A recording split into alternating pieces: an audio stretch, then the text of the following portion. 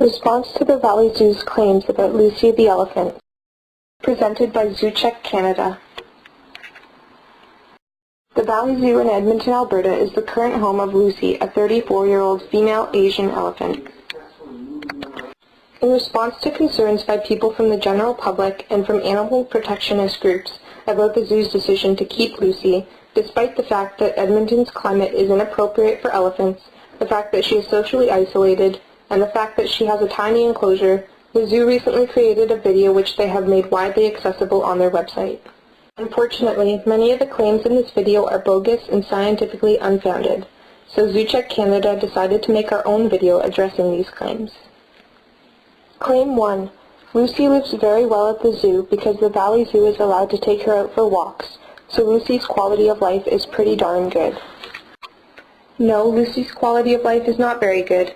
Lucy spends up to 90% of her time shuffling around or standing stationary in her small outdoor enclosure, less than half an acre in size, and in her even smaller indoor barn.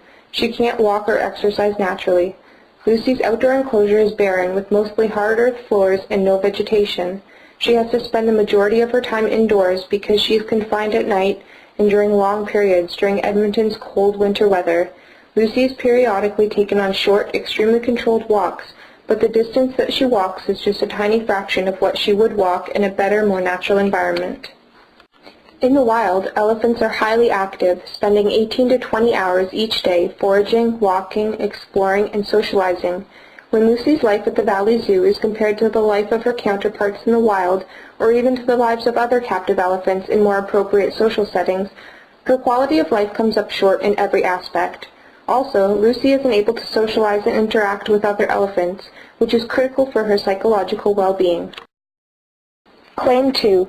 Lucy gets to come out 3 to 4 hours a day to graze, so she is a lucky girl. Not true. Lucy doesn't get out of her enclosure to graze 3 to 4 hours every day. If it's too rainy or cold or the keepers just don't have enough time, Lucy doesn't get to go for her walks.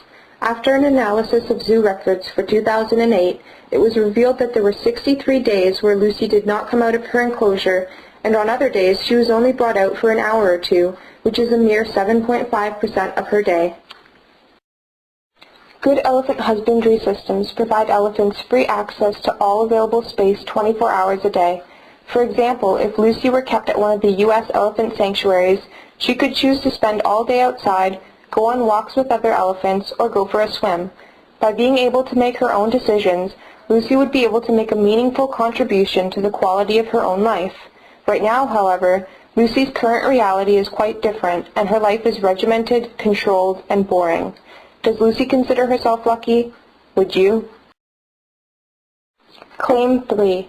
An elephant in a well-cared-for environment is perfectly happy in a much smaller environment, and according to the standards set out by zoo associations, Lucy's needs are significantly exceeded. No, the Valley Zoo does not exceed or even meet the zoo industry's own standards. The Canadian and American Zoo Associations, among others, state that female elephants should not be housed alone and that all elephants should have enough room to exercise. The Government of Alberta's zoo standards state that animals must be kept in appropriate social groups, and by keeping Lucy in isolation, the Valley Zoo is in violation of provincial law. Claim 4. Elephants move mostly to find food. If there is food and water nearby, they will stick around, so they don't always walk 10 to 15 miles per day. Actually, elephants are active for up to 20 hours every day, spending their time engaged in foraging, exploring, digging, bathing, socializing, communicating, and a wide variety of other activities. The Valley Zoo's claim that elephants move mostly to find food is absurd, and it is not supported by the observations of scientists who study elephants. It is well known that wild elephants of all species walk long distances ranging from 3 to 50 miles on an almost daily basis.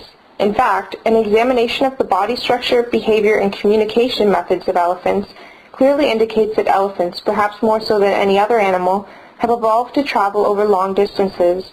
Not only does walking keep their feet trim and healthy, it maintains musculatory and circulatory fitness, and the varied landscapes they walk through provides mental stimulation and adds richness to their lives. Elephants move for a wide variety of reasons, not just to find food or water. Claim 5. African elephants are more active and need more space but Asian elephants, like Lucy, are less active, so Lucy's enclosure is more than adequate for her needs. No, all elephants, whether African or Asian, are mobile animals that have evolved to move, forage, and explore over large spaces. In the wild, elephants inhabit areas that are several hundred to several thousand square kilometers in size. Elephants experience a dizzying array of habitat types, surface features, textures, sounds, and environmental conditions. They may travel across mountains, valleys, grasslands, forests, along riverbanks, or even through swamps, or a combination of different habitats. Lucy's pen is tens of thousands of times smaller than the smallest known home range of any wild elephant. No matter how you look at it, Lucy's living space is incredibly small for an elephant. Claim 6. Lucy's building was specially designed for her because the exterior is rough, the floors are heated and drained properly, and there is a bed of sand. Lucy's indoor enclosure is poorly designed and does little to satisfy her needs. In fact, the building's original floors were a major factor in Lucy's chronic foot problems because they did not drain properly. About 5 years ago, after years of suffering foot infections, the floors were finally modified. Lucy's indoor space is remarkably small, almost entirely concrete and barren. It's hardly an appropriate place for an elephant. Claim 7. Lucy does very well in the cold, even in temperatures of -15 and -20 degrees Celsius. Lucy is an Asian elephant, and she has evolved to live in tropical and subtropical climates, so Edmonton's long cold winters are not appropriate for her. The temperatures in Lucy's original wild habitat of Sri Lanka range between a low of 16 degrees Celsius to 32 degrees Celsius. It is clear that Edmonton's winters are considerably colder than her native habitat. Claim 8. Lucy has the opportunity to choose whether she goes outside or stays inside, but if the weather is very hot or very cold, she spends more time indoors. It is most likely that Lucy chooses to stay inside when it is cold out because she is uncomfortable in such cold temperatures. Her outdoor enclosure offers few opportunities for Lucy to obtain shade or to cool off. She doesn't have a deep pool or pond to swim in, mud baths for rolling and wallowing, bushes and trees to stand amongst, or the shade of a forest. All she has is a barren concrete barn. Claim 9. Elephants are well insulated even if they come from warmer climates, so Lucy is adaptable to Edmonton's weather.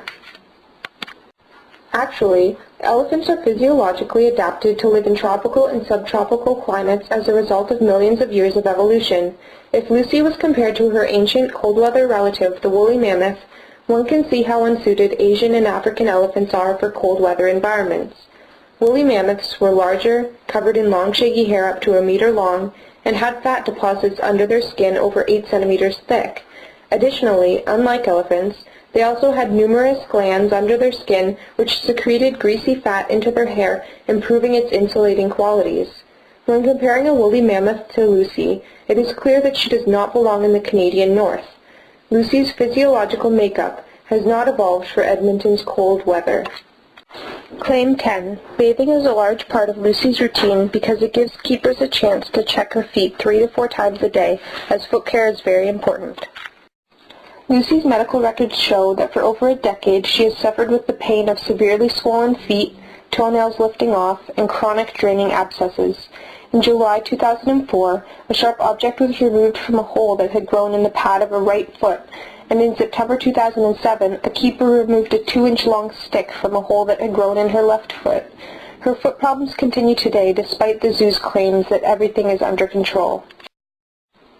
Lucy's records state that she has ongoing medical issues that will likely continue for the rest of her life, necessitating a daily maintenance routine for her keepers.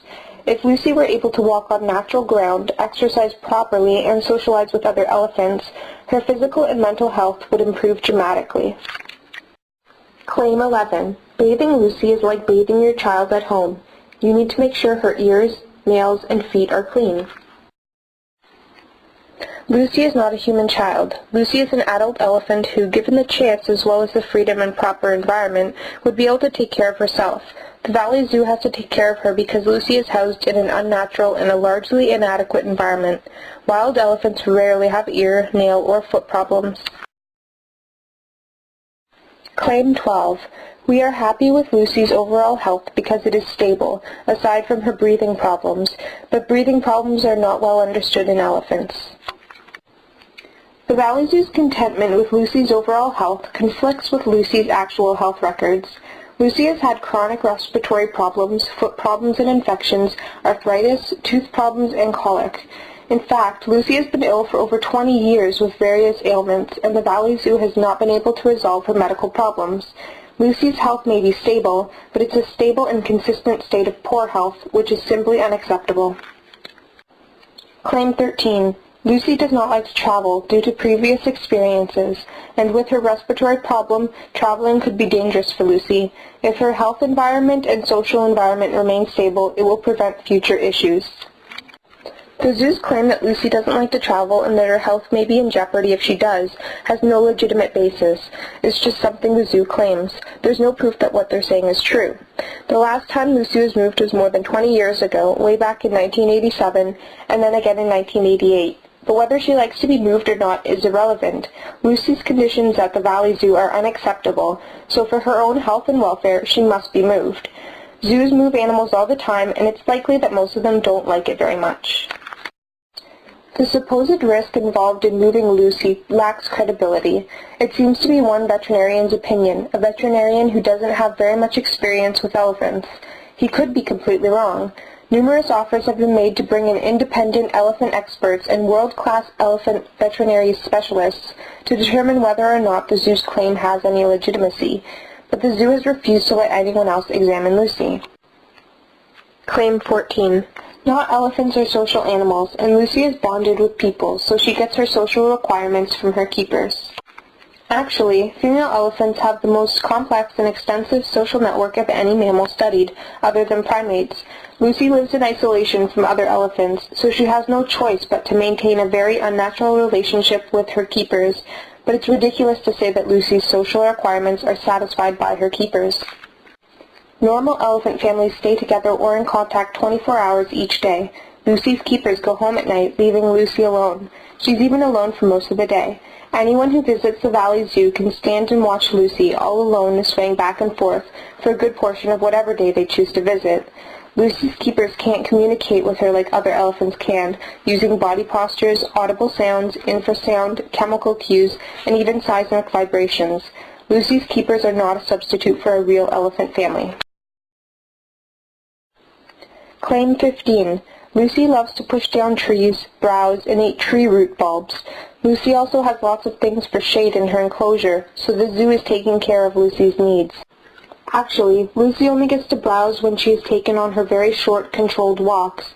If Lucy were in better conditions, she'd have an opportunity to push down trees and do the other things she likes to do all day, every day. If the zoo were really concerned about Lucy, wouldn't they want her to have that opportunity? Claim 16. Raising an elephant is expensive, and it requires a lot of funding, but the City of Edmonton and all its citizens are committed to Lucy's well-being. The Valley Zoo doesn't have the space or the funds to properly house and care for elephants. Even if they tried to construct a new, bigger enclosure, it would be a waste of millions of dollars because there's nothing they can do about Edmonton's climate.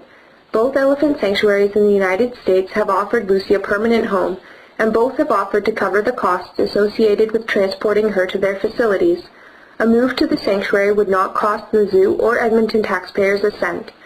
We are certain that these citizens of Edmonton want the very best for Lucy, because the vast majority of Edmontonians that have been surveyed say that Lucy should be moved.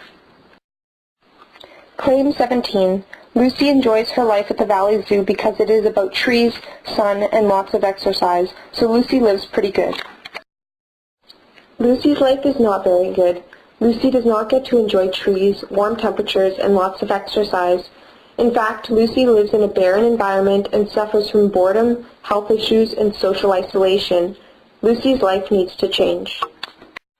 Lucy needs to be moved to more appropriate elephant-friendly conditions that can actually provide her with a life of trees, warm temperatures, and exercise, as well as the company of other elephants. For more information on Lucy and what you can do to help get her an independent veterinary assessment so that she can be moved to a more appropriate environment, thereby bringing the Valley Zoo into compliance with provincial law, please visit www.zoocanada.ca. www.savelucy.ca. If you would like to learn more about the fascinating lives of elephants, we suggest that you go to your local library and read some of these excellent books about elephants.